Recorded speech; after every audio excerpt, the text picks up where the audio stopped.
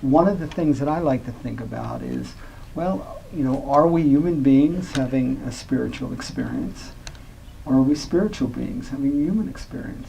I mean, it's pretty interesting when you really consider those two differences. I mean, who are we? A lot of what this book is about asks that question. Who really are we? Are we our bodies? Well, what's interesting about our bodies, they're constantly changing. I mean, we can talk about it on a cellular level. It's unbelievable, right? Every cell in our body gets replaced every number of years. And it's really interesting when you look at yourself in a mirror, you see something different than you may have seen 10 years ago. But most of us don't feel any different. Are we our thoughts? I mean, they are our thoughts. We think them all the time. Are we our feelings? Well, they're our feelings. Well, all of that is impermanent. I mean, if you think about the number of thoughts you have in a single day, so which thought really represents who you really are?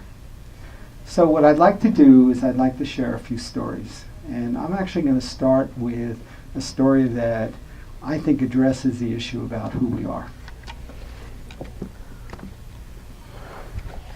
And the story is entitled Our True Nature. In 1957, in an old Buddhist temple in Thailand, believed to have been built in the 13th century, a miraculous event occurred. The temple housed a 10-foot-high Buddha, a clay Buddha, which had to be moved to a new site. The task of moving the Buddha was daunting, and during the removal operation, things went terribly wrong. Or did they?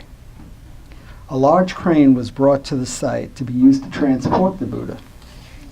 The workmen fastened the ropes and ordered the crane to lift the statue. The crane lifted the Buddha from the spot in which it sat and began to move it outside of the temple. Just then a resounding crack was heard, and the boom of the crane snapped. The statue crashed to the ground, opening a crack in the clay Buddha. Just then it began to rain, and the workers decided to stop work for the day. The Buddha sat in the developing mud.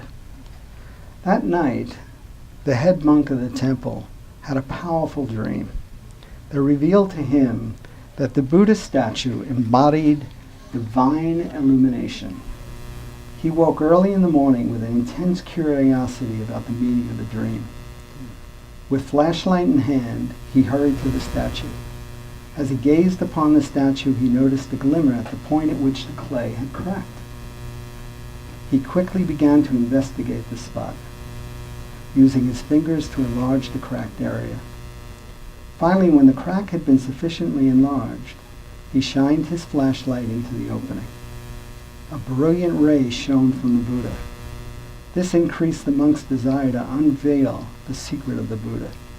With renewed energy, he chipped away at the Buddha's outer crust until he had created a gaping hole in the clay. By now, several monks had arrived at the site.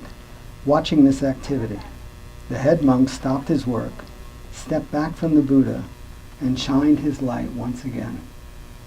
This time there was no mistaking what he had discovered. The Buddha was made of pure gold. As the gold reflected the monk's light beam, he turned to his fellow monks and said, "Beneath the outer surface, the Buddha is pure and illuminated. So too are we." Today, the 5-ton solid gold Buddha resides in a temple in Thailand, known as the Temple of the Golden Buddha. Remnants of the clay that encrusted the Buddha are on display as well. Apparently, the Buddha statue was encased in clay centuries ago to hide its value when the monks believed that they were about to be invaded by the Burmese. This story has been told across the universe. It has become a symbol of what is referred to as our true nature.